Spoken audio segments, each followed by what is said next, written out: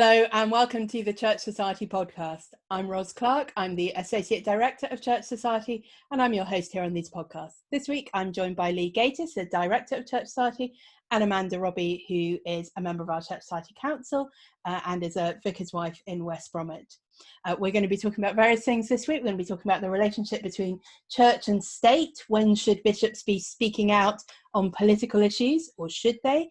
We're going to be sharing a lot of recommendations. I'm going to be waving at my godson in the background there. Hello, Elliot. And we are going to begin, however, with the issue that has, I think, finally, for the first time in 2 months, pushed coronavirus off the front page headlines. And that is, of course, the issue of racism. We are not here to give you our hot take on the murder of George Floyd and the way that things have played out in America over the last few days. I don't think anyone needs to hear three white British people give us their views on that. But it does seem to me that this is an opportunity for us to consider our own country and our own church and our own community and our own hearts. Just a few months ago, back in February, Justin Welby at General Synod described the Church of England as deeply institutionally racist. I don't think it's okay to look and say, those Americans over there, it's their problem. I think we need to be looking at ourselves and saying, this is our problem too. We have a problem with this. It may be a slightly differently configured kind of problem, but racism is something that is still rife in our country and society, and therefore it's still in our churches and in our own lives. I do want to say before we get started on this, we are really conscious that, this is three white people sitting around talking about racism, and that's not great. One of the things I've been aware of in the last few days when I was we need to talk about this, is we don't have any racial diversity on our rota of regular podcast guests and people that we might invite to talk about things, and that's not a problem. And I have a plan to do something about that. I have some people in mind to invite, and I hope that we will have more diversity going forward. But also, I'm really conscious that it's easy sometimes to fall into the trap of thinking this is a thing we must get Black and minority ethnic people to solve for us. We must get them to come and tell us what to do about it. And that's not fair. It's not their problem. I mean, primarily speaking, this is our problem. And so it's not that we don't want them to be part of the conversation at all. And absolutely, we want to be listening to some of those voices. And we're going to share some recommendations, I think, from some of those voices that we think you could and should be listening to. But if it's our problem to solve, then we need to at least be beginning to have those conversations amongst us. And that's the final thing I want to say, is I don't think this is not the last word. And I hope this is not going to be the last time we talk about this issue on the podcast. And so, this is not the whole conversation. It's an opening word.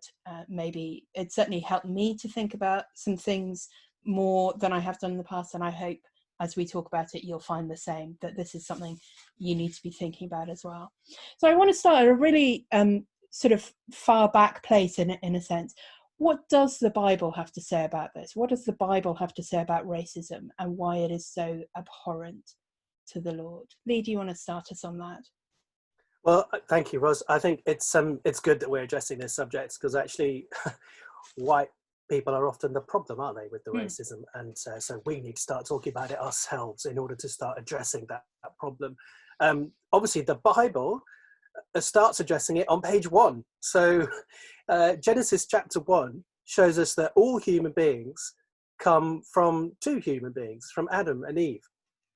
There is, in some ways, no such thing as different races of human being. We are all one race. Paul says in the New Testament that God created from one man all the races of the world, all the human beings of the world. So actually, we're all one. We are, biologically, genetically, spiritually, we're all the same race. I'm a human being, you're a human being, George Floyd was a human being, whatever colour, creed, whatever, we're all made in the image of God. And so there's a oneness to all of us. So that is obviously a great an obvious place to start, and has been disputed in the history of the church, of course. It took a while when Europeans invaded the Americas for for the Pope and the Catholic Church to officially declare that the Red Indians, the Native Americans, were actually human beings. One of the proud moments of the abolition of slavery campaign in Britain in the 18th century was saying, yes, these black people are human beings and ought to be treated as human beings. I mean, it's shocking, really, that we even had to start there. That should be obvious. Yes, absolutely. It should be obvious, but it hasn't always been through history. And, and it is great that we can look back and see, for example, in the abolition of the slave trade, Christians were very active in making that happen. But it's also true that Christians had been heavily involved in the slave trade. It was not always apparent to Christians even that should be the case. I remember a few years ago, I was listening to George Whitfield's sermons, thinking George Whitfield's a great guy, great evangelical Anglican preacher of the gospel, and then coming across some of his stuff on slavery in Georgia and being absolutely appalled and ashamed and embarrassed and almost abandoned the whole project, thinking, wow, can't possibly be seen to be promoting this guy as a good example when he was so in favor of slavery in Georgia. There's a backstory and a history to all of that. But, and it's part of our story. It is. And I think there's something really important there to recognize for us now. We are part of our current culture, which is still racist in all kinds of ways. And we have internalized that unconsciously in all kinds of ways that we may not be aware of. Amanda, you live somewhere which is very multicultural in lots of ways. What does the Bible have to say about that sort of multiculturalism and church? We Pentecost Sunday just celebrated, obviously, and that is just, Pentecost was people were spoken to in their own languages. The Holy Spirit came to people from all tribes and tongues.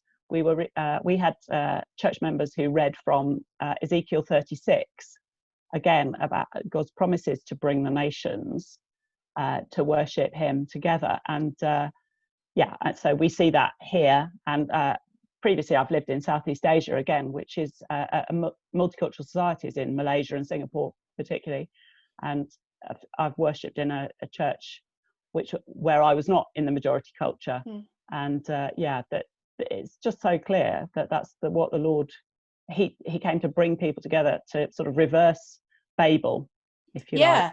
Absolutely. If we were to do a really, really oversimplified version, you would start, wouldn't you, with Genesis 1, we're all made in God's image, and therefore we're all equal in God's sight, through the fall and the kind of diversity that happens with Babel as a result of sin. And then Pentecost, that great moment of God bringing the whole church back together in that great cacophony of multiplicity of languages and races and backgrounds. And then you end up in Revelation, where people from every tribe and tongue and nation and language are going to be there. And, that is where we are aiming for. That is what God wants, is a church full of people from all races and backgrounds and ethnic cultures. And I was going to say in Ephesians, that it's very much addresses two cultures coming together, Jew and Gentile, and we've my husband's often preached on that because of our multicultural context, that actually that very much addresses the difficulties, but also the challenge to love one another across cultures. Absolutely. The gospel is a gospel of reconciliation, and that is, and we rightly understand that to be crucially reconciliation between us and the Lord, but it is also about reconciling people, and that's something that I think has really helped me, actually, as I've been thinking about this recently as well. It's just that slogan that's been going around that we need to not just be not racist, but we need to be anti-racist. And for Christians, I think the way that we see that embodied in the gospel is we need to be reconcilers. We need to be actively working for reconciliation in our churches and communities and so on. So I was preaching on John chapter 16 yesterday on Pentecost at a Church Society parish, where Jesus talks about when the Holy Spirit comes, He will convict the world concerning sin and righteousness and judgment. And I think we have to, as Christians, remember that the Holy Spirit will show up our sin, our unrighteousness, and how we stand under judgment because we are racist.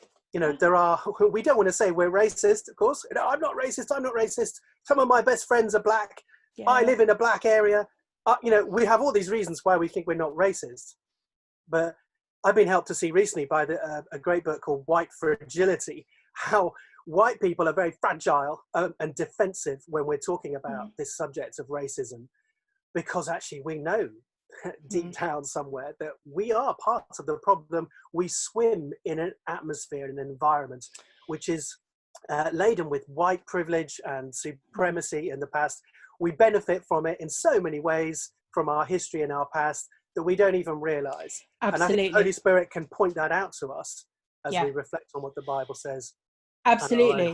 The Bible speaks about it so much. The Holy Spirit works on it. I think one thing, again, that can help us to reframe some of that discussion is to stop thinking of it as a binary category, either you're racist or not racist, but actually recognize that there is a spectrum. And I think I want to say, I think it's true, I hope it is true, that I am less racist than I was maybe 10 years ago.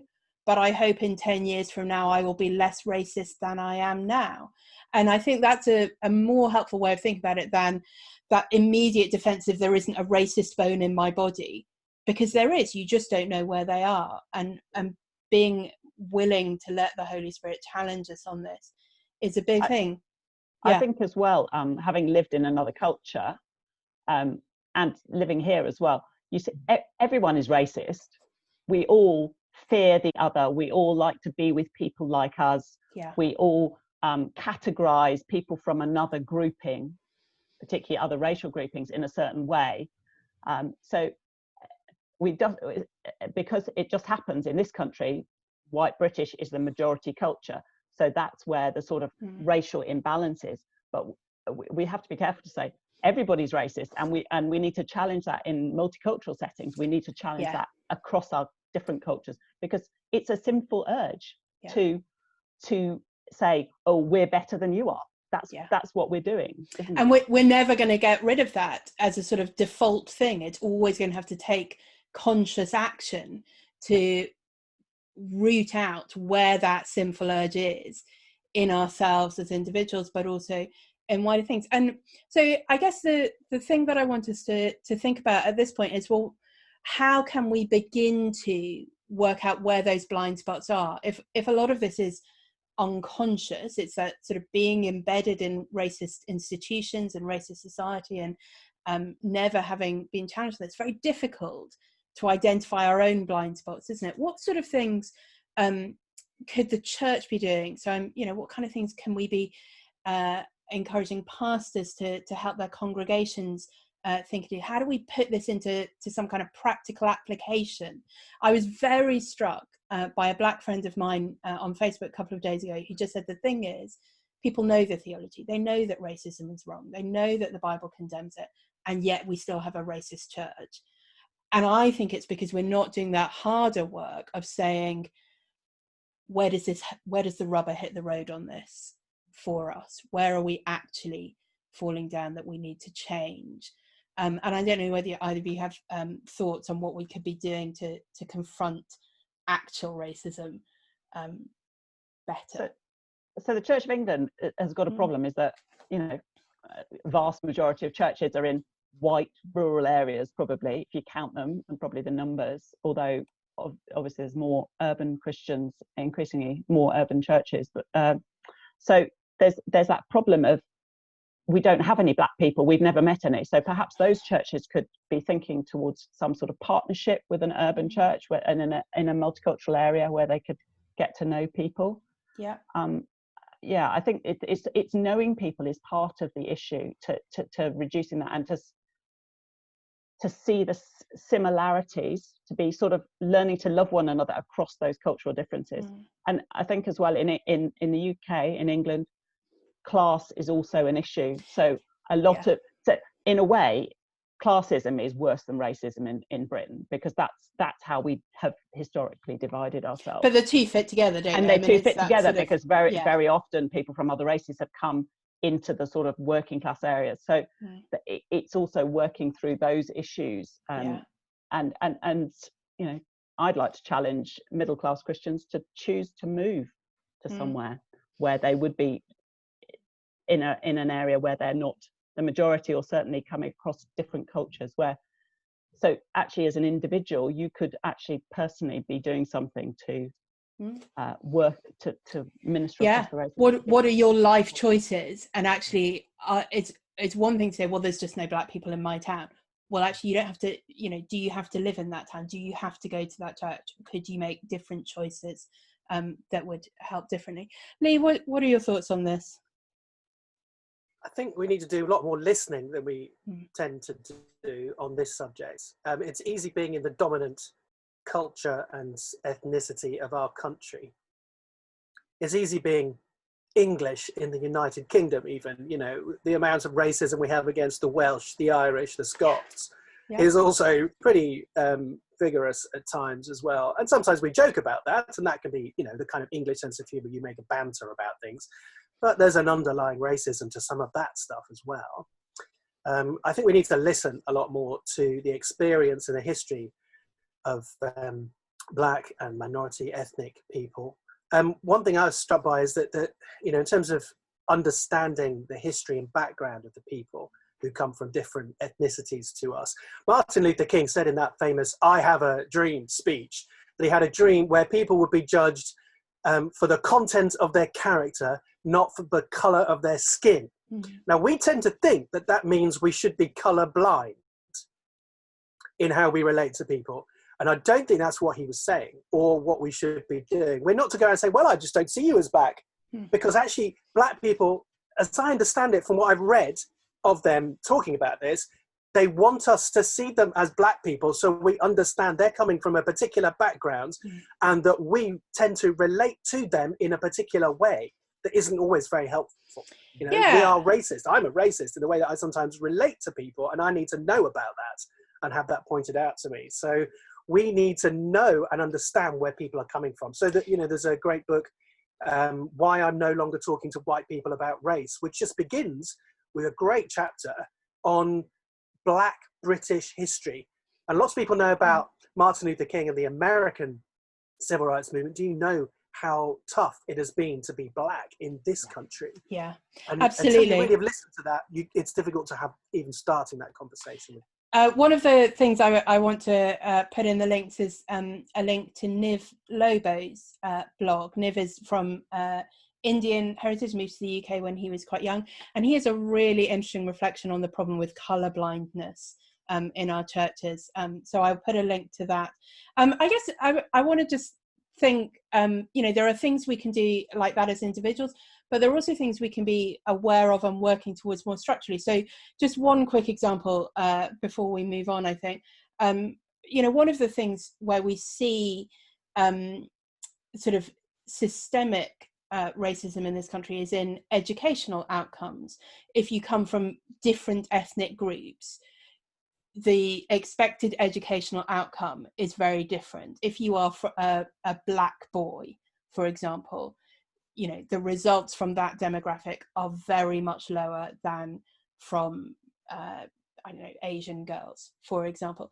And I was thinking about that and the implications that might have for the Church of England. And one implication is that may be part of the reason why we have disproportionately fewer black and minority ethnic people coming into ministry. And there are two ways you could address it, aren't there? You could say, well, what we need to do is look at the criteria for people coming into ministry. And I think the Church of England have been doing that. And the new, whatever the system is called that's replacing the BAP, I think is partly aimed at doing that. And I think that would be a good thing.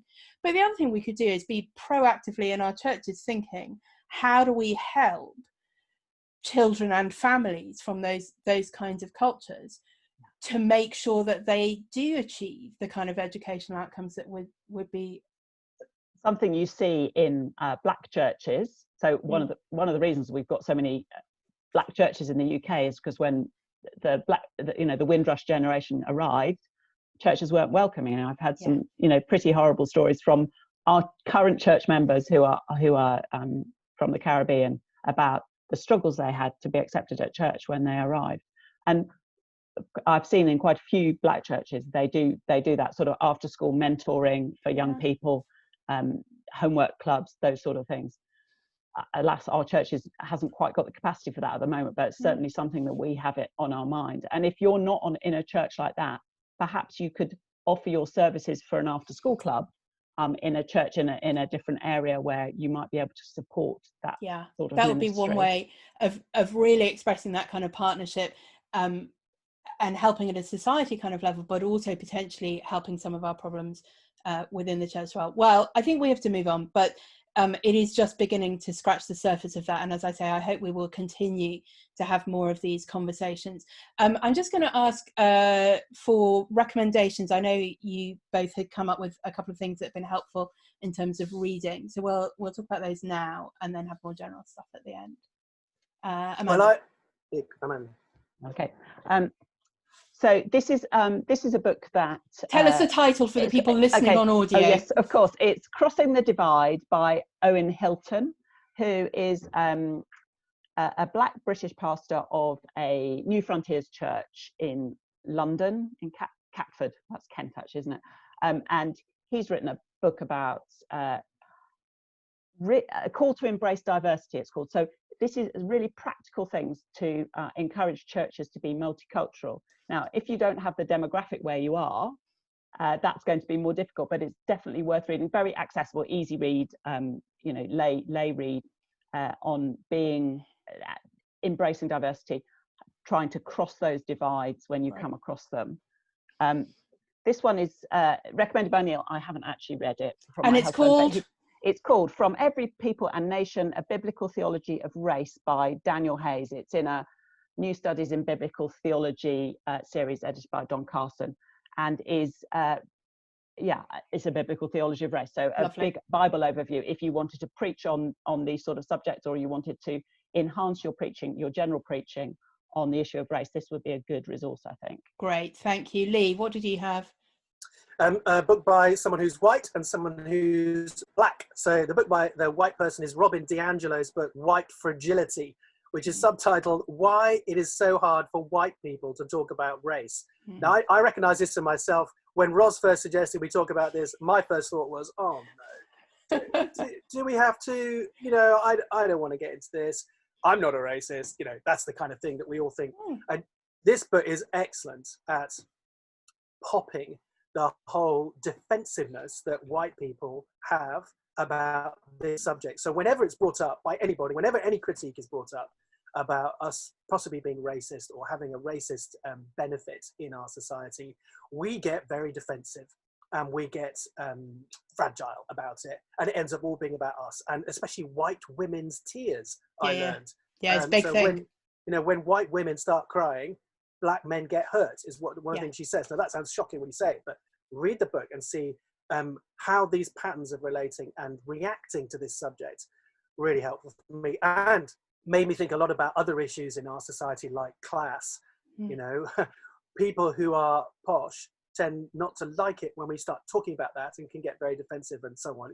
Lots of issues like that can come out. So also the book by a black author as well, Rennie Edo-Lodge's book, Why I'm No Longer Talking to White People About Race, is a more popular kind of look at the same sort of thing, because white people don't want to listen. And they Great. Helpful. I have a couple of things on this slightly different way into it. So I want to really recommend highly Trillia Newbell's God's Very Good Idea. Beautiful, beautiful book for young children, beautifully illustrated. God's Very Good Idea is the gospel, but one of the things that she makes clear in her telling of that, and also in the illustrations, is that part of the gospel is about this reconciliation of people. It's including people who are different from you, and there are children shown of all different kind of races and backgrounds and so on. So it'd be a lovely thing to read with your children and to have on your church bookstall and so on, to help them begin to think about that. And then also, I haven't got a copy of this, but I think Lee, you had it to hand, Christy Anyabuile's His Testimony is My Heritage. It's a devotional book on Psalm 119, but all the contributors are women of colour, of various different backgrounds. It's not a book about race and diversity, but it is a book which really celebrates God's word being a word that is for all of us. So I highly recommend that for you as well. I think a lot of Great. people won't read this who need to read it because we think, oh, I don't read books about the Bible by women because we're sexist, and we don't want to read books just by people who are black because we're racist. So Yeah. actually reading a whole book which is biblical expositions by women of colour, it's good for us to read it from other perspectives like that and see how other people read the Bible. I think that's right. I think we put that in a different way. We think it's by women of colour, therefore it's for women of colour. Whereas a book which is by a white man is for everybody. Oh, yeah. And you know, we have to stop thinking like that. Okay, well, we will come back to that, no doubt, in the future. So a week or so ago, we were all talking about Dominic Cummings. Let's not talk about Dominic Cummings. But not just everybody, but a lot of bishops were speaking about Dominic Cummings very publicly and making a comment on that. And I guess it just raises a question, doesn't it? What is the responsibility of bishops to speak out about things in our society? Should they be restricting themselves to comments on what we might term moral issues, or even more restrictive just on things that are specifically religious issues? Is it appropriate for them to comment on political issues? I mean, you might say that that was a moral issue as well, I don't know, but it was certainly a political issue. What is the role of the church with respect to the state? Lee, tell us the answer. I don't know the answer, but I think there's some things we can say about that. Well, the Church of England is an established church, so we may have a particular responsibility and role to speak to the nation, including the political institutions of the nation, but to the nation as a whole. I think that establishment is there for the sake of the gospel, that the Church of England is there to speak the gospel to the nation. And therefore, we have a privileged platform for telling the nation and the institutions of our nation about Jesus, about his ways, and how they ought to repent and believe in him for eternal life, that this world is not all there is, but there's another world, and it ought to have an impact on how we behave in this one. That's the kind of thing I think the Church of England ought to be saying. If the Church of England stops holding to and preaching the gospel, I would rather it wasn't an established church, because, you know, give me a proper, evangelical, Protestant, Reformed gospel to the nation, or give me no established church at all. So if the church is doing that, that's great. And I think, therefore, bishops and ministers and Anglican lay people ought to be using their platform to speak about the issues of the day, which in a way that will lead them to the gospel. So when we think about the Dominic Cummings affair, for example, I'm not going to get into the rights and wrongs of it, but you look at that situation and you say, well, there is a man whose entire life has been scrutinized, and that week in his life particularly has been scrutinized to the utmost degree by the world and the press. How would it be if your life was scrutinized in that way?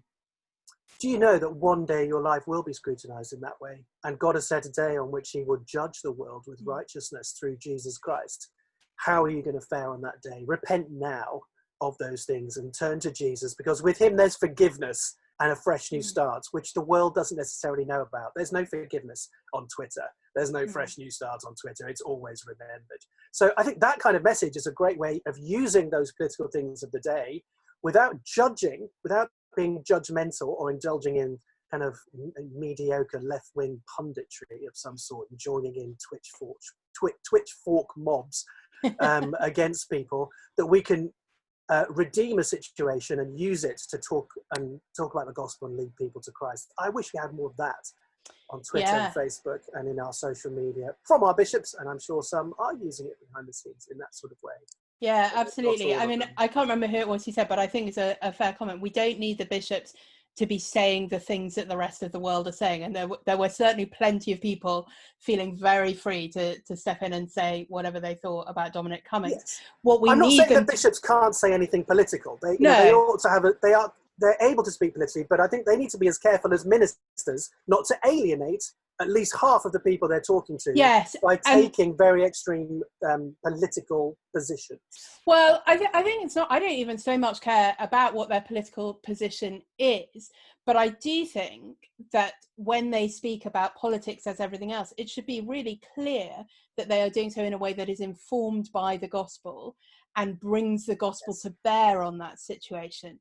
You know, so your example there is a good one. We could think about how the gospel brings to bear on that, but we could also think about how the gospel, you know, came to bear on the political issue of slavery 200 years ago, for example. And it was right that people in the church were speaking out against. Although it wasn't bishops, was it? It was not. No. What would... It was the Clapham sect, Wilberforce. Yes, no, that's true. You know, against the established church. Yeah, I think it was Tom Holland who said that he didn't want to hear from the bishops. Yes, you're right. About what he could hear from everybody else. And yeah, there is a challenge. I was very encouraged to hear that a story though of a bishop who was Richard Jackson apparently was preached from Hereford Cathedral on the TV on Sunday morning, and somebody contacted him to say that a friend who had watched that service from Milton Keynes and had understood the gospel so clearly wanted to believe and sort of prayed with her friend on the phone to receive Christ. Wonderful. So, you know, I'm really encouraged that bishops do have that platform, and if they use it to preach the gospel, people's lives, you know, can be impacted like that. The Holy Spirit can work through the media to reach people. I agree. I mean, I think that's great, and I do want bishops who preach the gospel. I really want bishops who preach the gospel. I think I feel like I'm saying a bit more than both of you. I also want bishops and church leaders to feel comfortable speaking about political issues, bringing the gospel to bear on those things, helping us as individual Christians, as lay Christians, to understand how the gospel relates to those things, how the gospel should shape the way we vote, not telling us we need to vote for this party or that party, but how the gospel should inform our political involvement, and how the gospel should inform you know, what we might write to our MP about, or those kind of things. I do think the gospel has something to say about politics as well. Don't we have the problem of a religiously illiterate media who then, if a bishop talks about Jesus and the gospel and politics, will report the political view, but not talk about the sort of undergirding, the backpinning that bishop has mentioned. Of course. And I'm not suggesting that we can somehow control the way the media report things, but what I'm more interested in, I guess, is what the bishop is saying that the church is hearing, what your minister is saying that the congregation is hearing, not mediated by the secular press, but actually how are they helping us to engage politically in a better sort of way. I wouldn't disagree with that, Ros. I think that's right. But I do think we have to be careful not to, on very hot button issues, alienate half the people that, or more than half the people that we're speaking to. And I do find it odd and a systemic problem with the Church of England, particularly, that most of the political punditry emanating from our senior leadership is of a particular political hue.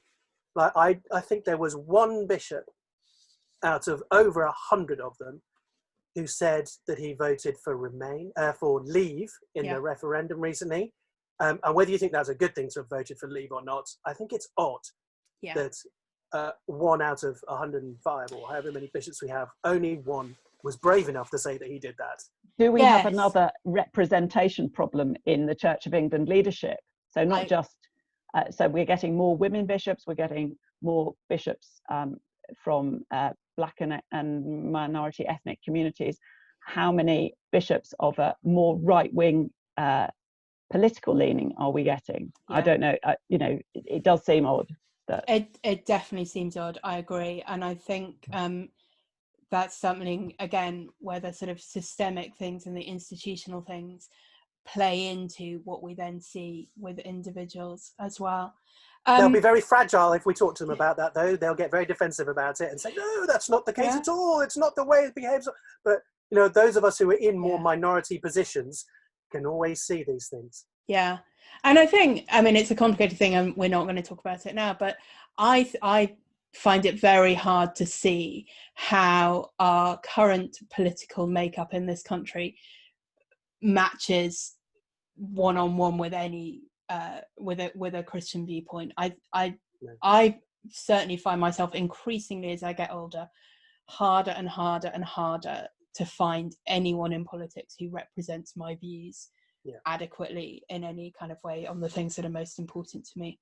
So anyway, the two slightly complicated hot potato issues this week. I'm sorry, it's been a bit of a hardcore podcast this week. So let's move on just to some final recommendations. And I have some things which are certainly going to lighten the tone here. I want to tell you two things that I've been really, really enjoying in the last week. I had a couple of days off last week, and I took the opportunity to listen to the entire series of Cabin Pressure. I don't know if you've come across Cabin Pressure. It is the best. It is the best sitcom that Radio 4 have put out in the last 10 or 20 years. It's about a little charter airline. It's very silly, but also very witty and clever. And it is delightful. And the thing I was very struck by listening to all of it, it's all on YouTube, but it's also on iPlayer as well, is it has that very British thing of people who appear to hate each other and disdain each other and make fun of each other, but actually are incredibly fond of and kind to each other. And I found that just delightful. And the other thing I've really enjoyed in the last week or so is I discovered that Sky Arts, they do a couple of series normally a year, Portrait Artist of the Year and Landscape Artist of the Year, but they have been doing in lockdown Portrait Artist of the Week, which you do not have to have Sky for. It's on their Facebook page, and every Sunday, but it's recorded, so you don't have to watch it on Sunday if you're at church on Sunday. You get an opportunity to paint a celebrity along with a whole lot of other people and get tips and so on, and then submit your art. So, you know, if you're looking for something to do or your teenager needs something to fill their time, Sky Arts Portrait Artist of the Week, I recommend that. Amanda, what have you got? Well, I guess the thing, can I show you something that Yes. I've done whilst I've been in lockdown? I finished a crochet blanket, and I do recommend all sorts of craft. So I bought myself a new book and I'm going to learn a whole load of, it's called Basic Crochet Stitches. I'm just learning some crochet. That's my main relaxing thing. It's a good thing to have something you're doing, isn't it? Yes, and I haven't been reading very much. We have been at home with teenagers this week, and sitting in the garden a lot. You say, I like how you say this week as though you haven't been doing that for 2 months. It's been half term though, so nobody has had any work. So there has been an extra amount of lounging about. Great, good. To do a holiday. Lee, what have you got for us? Anything else? Well, obviously I'm just deadly serious and boring, so I've been listening to and would recommend Carl Trueman's Den Dulk lectures from last year, end of last year. Carl gave 3 lectures at Westminster Seminary, California, very interesting on bivocational pastorates, because he was a bivocational pastor and seminary professor at the same time, how he doesn't think that's the way forward for the church as a whole. He talks about following the money, about how the Christian industrial complex works, and the money side of things in a seminary and other aspects of Christian ministry, and things like church discipline, how church discipline functions in the nitty-gritty of life. And I think some of those issues, Carl is always worth listening to, whether you agree with everything he says or not, but he's always worth listening to. And as a Brit in an American context, he often sees things that our American cousins don't, and can also see things back here that we may not have seen so clearly. So well worth listening to. Ros will have a link to that. I certainly will. I suppose if we're going to get something a bit lighter, I've been rewatching the Netflix series Timeless, which is all about time travel, and the heroine is a historian called Lucy. So my youngest, Lucy, obviously thinks this is a great thing to watch, and we've been enjoying that. Great. And is that something you might like to recommend behind your right shoulder? Right shoulder, left shoulder? I can't quite tell. Do you mean this lovely orange book, Ros? Well, that just caught my eye. What's that? Walk This Way, it's called. Guided Reflections on Christian Faith, Life and Prayer for Individuals and Groups. And it looks like it's by, Ash Carter, Ros Clarke and Lee Gatiss. And I'm sure that must be excellent. We'll be hearing more about this book, I'm sure, on the podcast and on the website in days to come. It's not quite out yet. I have my copies, and we have some hard copies, and it will be on Kindle and Amazon shortly. But this is a series of short guided reflections for sort of daily reading or use in groups.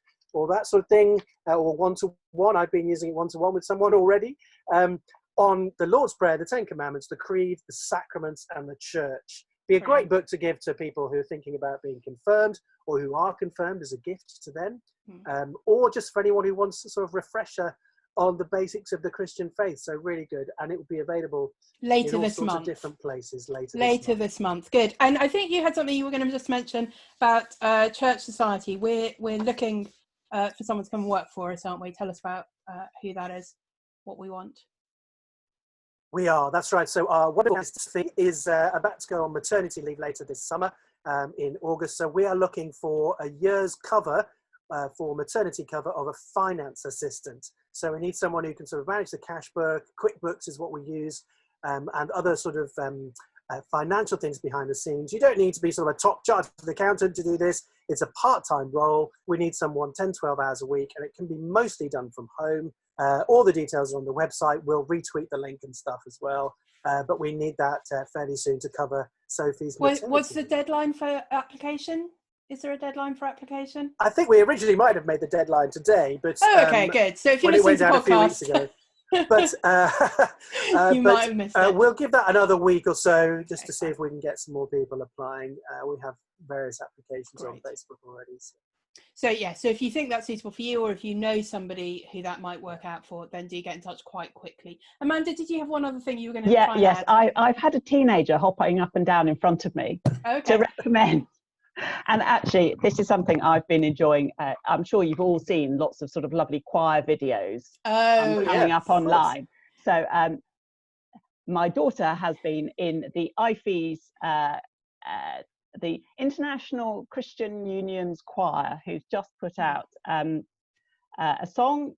And it's Amazing Grace. Amazing Grace. No, is it When I Survey? When I Survey. I'm so sorry. So that was really lovely to see students from around Europe. And also I particularly enjoyed this week the Singapore Blessing came out. Lovely.